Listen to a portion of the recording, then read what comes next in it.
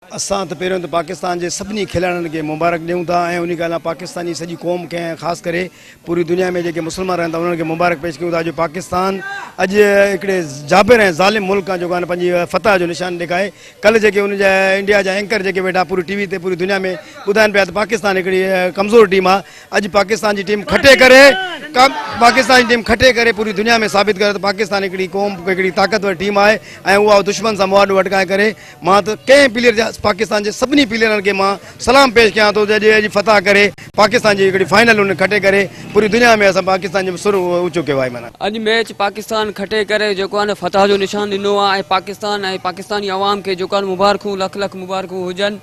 जेको आहे पाकिस्तान फ़ख्र ज़मान जेको आहे तमामु सुठी जेको आहे मैच खेली स्कोर जेको आहे चेस खे ज़बरदस्त जेको आहे मैच खेली हुनी ऐं जेको आहे मोहम्मद आमिर ऐं हसन अली जेको आहे तमामु सुठी जेको आहे बॉलिंग कई ऐं पाकिस्तान मान मथां कयो पाकिस्तान जो जेको आहे नालो रोशन कयो।